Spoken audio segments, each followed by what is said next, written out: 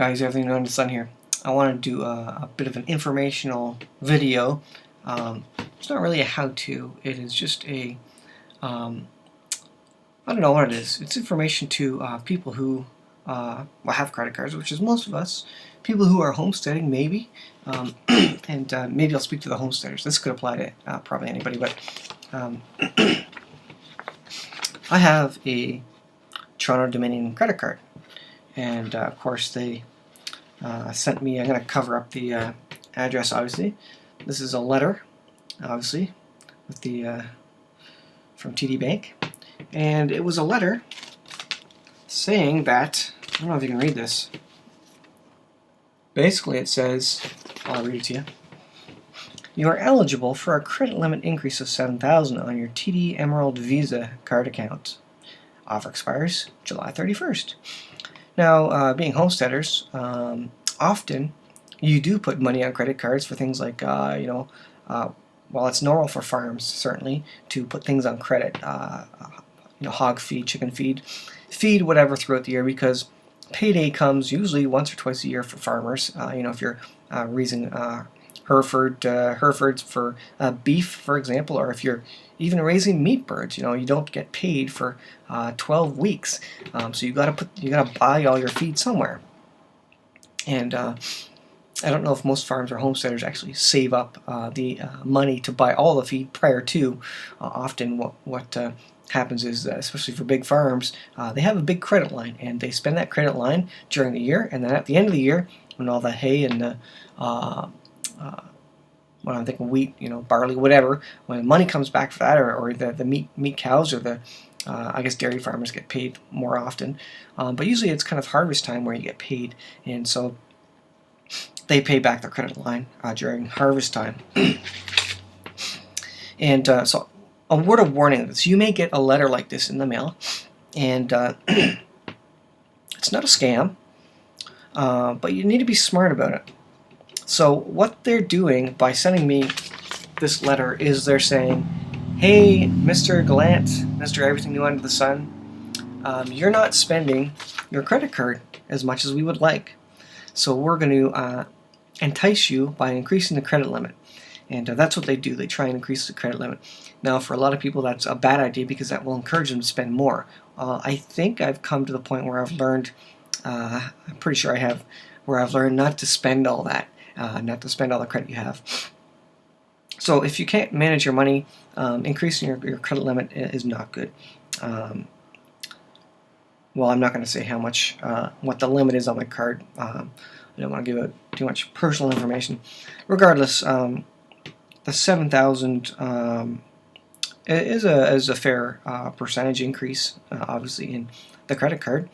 And yeah, I'm not going to say more about that than that.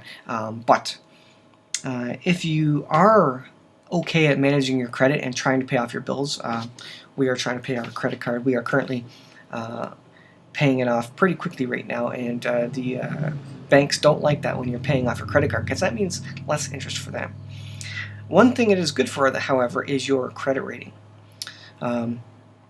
This is kind of a side effect of the increased amount on your credit card. So the thing is, you have a credit rating based on your mortgage, based on how much you owe in other loans, student loans, credit card debt.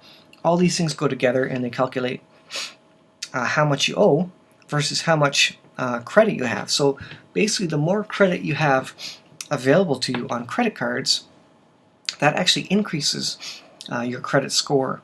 So if you have a balance of $1,000 on your credit card, but you're able to take out, say, $10,000, that means you have $9,000 you could take out, and that increases your credit score. Now, if you have $9,000 sitting on the credit card owing to the bank, they're going to start cranking up your interest rates because they know you can't do anything about it.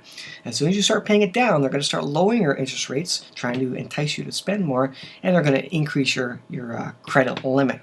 And that's what they're doing here. They're not, in this case, they're not decreasing my interest, which they have done before, but they are increasing my credit limit, basically to get me to spend more and keep a larger balance on the credit card. But for homesteaders, if you're small and you're trying to build credit, you don't have the assets of a farm, one way to build your credit is actually to accept the offers of, the increase to your credit limit, as long as you do not spend it, that is the key, obviously. So the larger percentage of available credit that you leave on the credit card at all times, the better it looks to the bank, because they look at your credit card and say, you're not spending your whole credit card. That means you must be fairly frugal with your money. That means you must have a good budget, and you're not relying on credit all the time. So we're going to increase your credit score, and this allows you to get, for example, more actual loans or mortgages down the road if you want to invest in something else. So from a homesteading point of view, if you are wise and you can manage your credit card debt, then accepting the offers of increases in your credit limit will actually increase your credit rating. So that is just a point of interest or knowledge for people out there who, this is a scam to get you to spend, but if you can manage it wisely and not spend, then overall your credit limit down the road is going to be better, and you will be able to make some of those more strategic, larger purchases, maybe with your credit card, down the road, and at least your options will be available to you. So one way to increase your credit rating, have a larger available credit on your credit card, and that's kind of I think that's kind of one of the easiest ways. And as well, the other easy way is just to pay down your credit card, pay it regularly, pay in large chunks, and the credit will and the banks will see that and see, oh, you're being responsible with your money, and you'll get a higher credit rating just because of that. And then the nice thing about the higher credit limit is, if in a pinch, homestead or otherwise, that you absolutely have to in an emergency, if there's nothing else you can do, if an emergency, or say you're out on vacation, your car breaks down, well, then having a little bit of extra credit limit is a nice emergency as well. It's always ideal if you can keep $1,000 in your bank and a savings that's set aside for that, so you don't get into debt. That being said, it is a nice a safety net to have a larger credit balance that is available to you on your credit card or otherwise, however else you save for those hard times, those once in a couple of years emergency sort of things where you need to draw funds. Well, then this helps you in that scenario as well. So I guess the overall message is be very wise, manage your money, and accepting things like this that come from the banks. These offers come all the time from TD and Scotiabank and all, Bank of Montreal, all the other ones. These offers come all the time, and if you use them wisely, if you take advantage of them, and also read the fine print. There's fine print down here, which you need to read, and if you call the number, you should also just double check the fine print as well. Make sure they're not raising your interest rates by you accepting this. Get them to verbally say it, because they record everything anyways. And if it's otherwise just a plain old credit line increase, and that's totally common, then it may be something that you'd be interested in doing to increase your credit rating and provide you a larger buffer zone should you get into an emergency situation and you need to use it.